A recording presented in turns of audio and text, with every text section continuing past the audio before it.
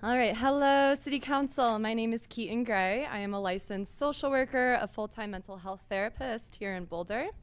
On November 8th, Coloradans will vote on Proposition 122, which would create a state-regulated access model to make it legal for people to receive psychedelic-assisted treatment services at, quote, licensed healing centers and approved healthcare locations.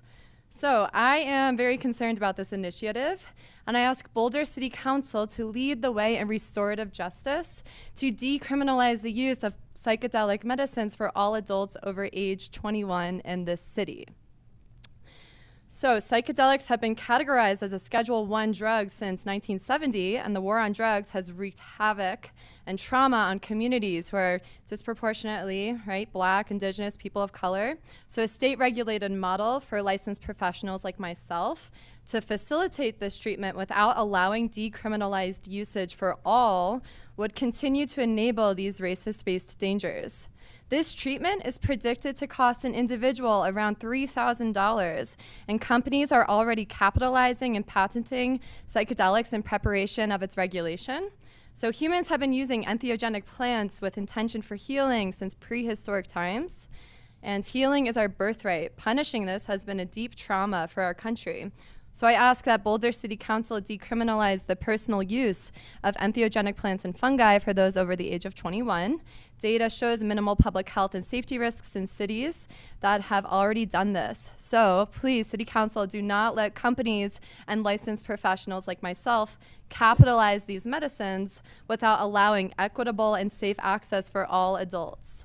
I ask Boulder City Council to lead the way in decriminalizing natural medicines for all and uphold values of solidarity, mutual aid, justice, and equity for our community. Thank you. Thank you, Keaton. Hi, my name is Chris Lauritsen.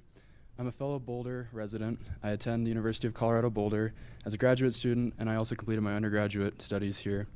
I'm speaking today also on behalf of the effort to make psychedelic medicines fully decriminalized here in Boulder. I'd like to share my perspective as to why this issue is of high importance. On campus, I'm fortunate to serve as the co-president of the Psychedelic Club. Our club has a history of being a safe space for individuals in our community to share the experience that they have had with psychedelic medicines without fear. We have consistently heard, contrary to bad faith depictions of dangerous sensation-seeking or escapism, instead powerful personal accounts of overcoming trauma and addiction, releasing emotions previously stuck, perpetuating illnesses in the body, gaining powerful personal insight and direction, and reclaiming a productive engagement with life. I have had other experiences which inform me about the importance of us taking this action. In the inpatient psychiatric unit at Boulder Community Hospital, in my time as a mental health worker, I have seen up close the plight of individuals in our community who are tremendously suffering and for whom any measure to address mental health concerns could be life-changing. This change is already taking place. We must act now. We must be proactive and not reactive, and we must use compassion to guide our decision. I have a tremendous love for our community in Boulder.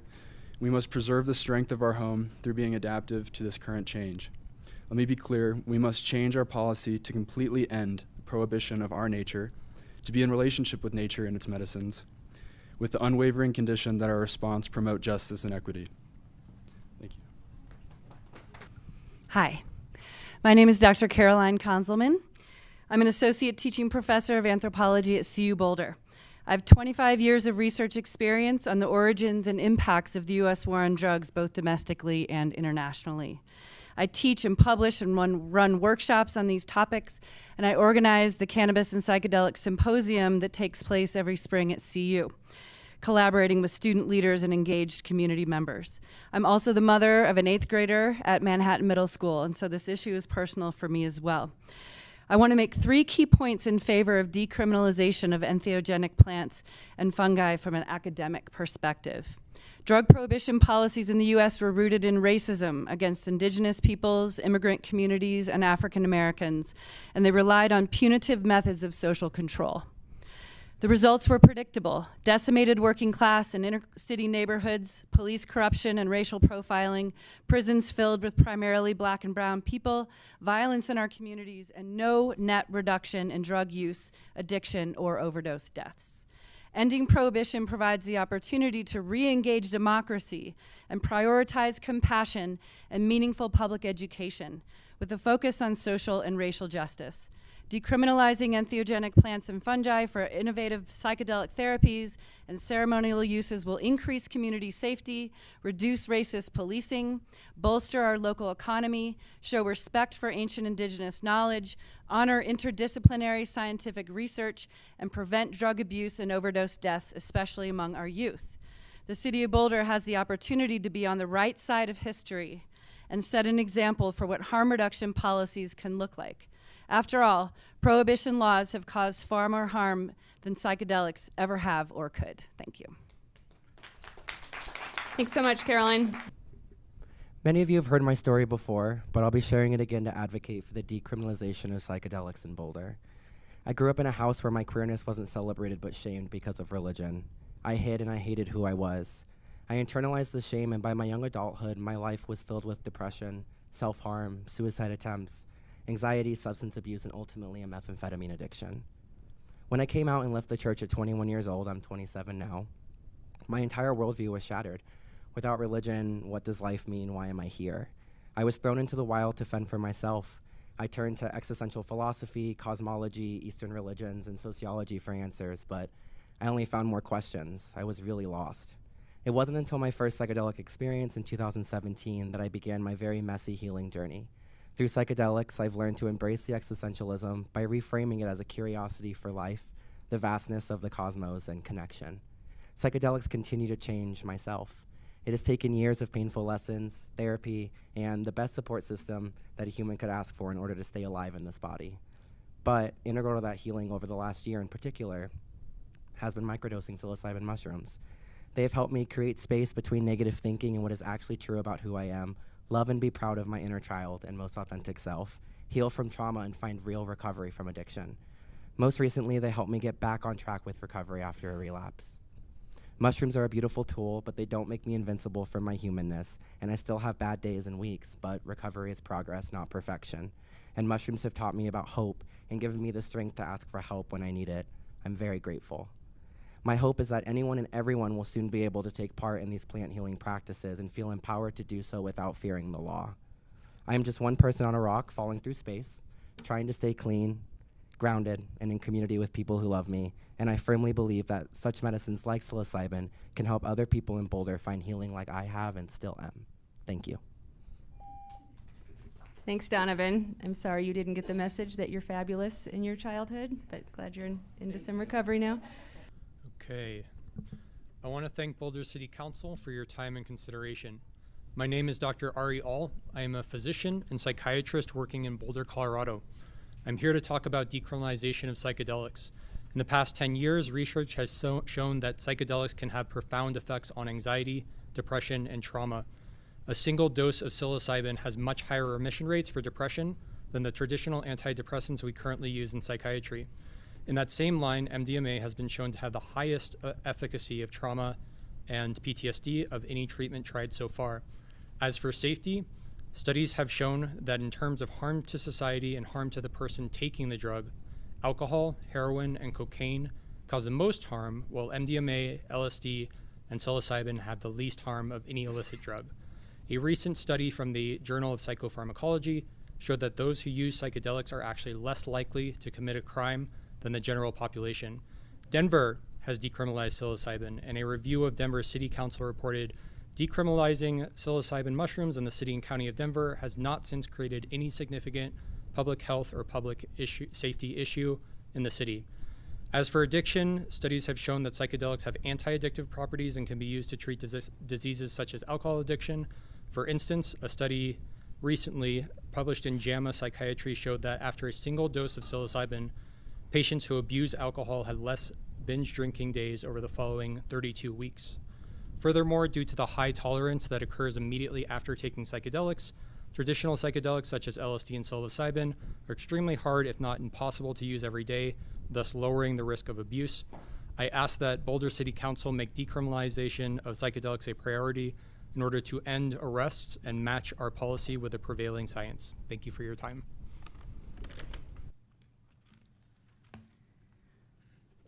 Hello, everyone. My name is Clara Elizabeth. I am a third-year PhD student here at CU in cognitive psychology, and I've done a little bit of math modeling work using machine learning tools and other mathematics to model the cognitive effects of psychedelics. I am also a survivor of childhood trauma. I developed severe PTSD in high school to the point where if someone just said a certain word that was triggering to me, I would go home and cry for 3 days having flashbacks. So I could tell you today how in undergrad, the use of a couple psychedelics, including LSD, MDMA, and psilocybin mushrooms, saved my life. But instead, I'm going to tell you about how the illegalization of psychedelics, specifically LSD, almost ended my life. So consider my words that you hear today as the words of a ghost, because I should not be speaking to you, and I am incredibly grateful that I can. When LSD was made illegal, it was based upon the chemical structure. So what happens when you draw a line in the sand is that the people on the bad side don't stop doing the thing. They just get around the law, whether that's good or bad. And so people changed a little bit of the chemical structure, got a little bit farther away from LSD, but then that was made illegal. And then they changed it again, and that was outlawed. And it kept going and going and going. There were a couple other historical things too, including a man named Alexander Shulgin, who created a bunch of these chemicals as well. But specifically, it is this getting around the law process that created all these designer drugs. So if you look at some studies that were done where people took samples of street LSD before the ban of it, it was generally okay. I mean, it wasn't the best. You should still test it. Like, if 15% of it might be adulterated with PCP or amphetamine. But nowadays, if you look at it, there are hundreds of research chemicals. Sorry, your time is up. I hope you have our email address and can email us the rest of your testimony. Thank you. Hello, my name is Valerie Beltran. I'm a licensed marriage and family therapist. I specialize in trauma, and I did a year-long psychedelic-assisted therapy training program at the California Institute of Integral Studies in San Francisco. I'm also a supervisor at a ketamine-assisted therapy clinic where ketamine is legal, and I also provide integration and preparation sessions for veterans for a nonprofit that allows the veterans to travel to countries where psychedelic-assisted therapy is already legal. And in this work, I have seen incredible changes in people who have been utterly hopeless. You've heard from a lot of my colleagues here tonight, my friends here tonight, who are sharing the incredible changes that they've experienced in themselves. And I'd like to paint a little bit of a picture of some of the things that I've seen. I've seen people who have been suicidal, made multiple suicide attempts, who have had absolutely no hope for life, who have been completely through every single type of therapy you could possibly imagine, and who have gone through just one or sometimes 2 sessions of a psychedelic-assisted therapy, and who no longer even meet the criteria for PTSD anymore. To be able to have these kinds of opportunities is incredible. And that's why I'm a huge proponent of legalizing and medicalizing the use of psychedelic-assisted therapy. And to begin, I think we need to decriminalize so that nobody's going to jail for these substances. I also want to make a distinction of how different these entheogens are from other substances like meth or other things that we're mentioning, and how much healing potential there can be. Especially in other countries where they're already legalized, drug crime has been reduced, crime in general has been reduced because resources are able to be reallocated to harm reduction, to therapy, and so that people are actually getting healing and support. So I'm here to speak to, wait, was that my last point? Wait, one sec. Yes, that's it, just to decriminalize the use of psychedelics. Thank you. Thanks so much. Kudos to you for getting through almost the whole thing without having to look. That's amazing. Okay, next we have Bridget Mars. Hello, I'm Brigitte Mars. I'm the author of 14 books on natural medicine. I've taught at herbal medicine at Naropa University for 40 years. I'm also a mother and grandmother of 3 teenagers. I'm here to speak on the behalf of decriminalizing psychedelics. I believe these substances to be so much safer than the drugs that are currently marketed to people. I do believe when used in a safe set and setting, they can be transformational. Many respectable people are using them. Naropa has a department of psychedelic studies. This is going to be the medicine of the future, and the people that are learning about this should not be criminals. The people that are going to be using these medicines are being transformed. In my own work, I've seen that these substances can help people overcome addiction because there can be the opportunity for an epiphany, how we are all connected, how we are children of the divine. I've seen this help people with addiction, with post-traumatic stress, fear of death. The creativity that can come from these experiences is unsurpassed when we think about the music that came out of the 60s, but the possibility of truth, beauty, goodness. We know that our planet is in peril. We so need something that's going to wake people up so we can be better stewards of this planet, find ways that we can coexist together without creating warfare. I do believe that this is an opportunity for evolution for our planet. I do believe that psychedelics can transform the world when we think of things that came out of the earlier psychedelic revolution that are still with us today, things like yoga, meditation, organic farming, natural childbirth, alternative education. These things have all been infiltrated into our society for the good, and the natural foods movement. Thank you so much. Thank you, Brigitte. My name is Malik. I migrated from the Middle East to the US at age 19 with a death sentence and life-altering Can you lean into the mic a bit? I'm getting the waves Yes. from the back. Okay. Thank you, back row.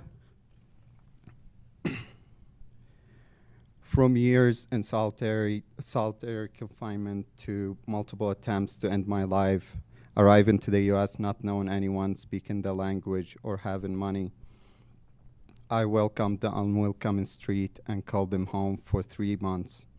Although I built a life beyond that and lived the American dream from the white picket fence to the blue passport, I was never able to escape the constant fear and pain.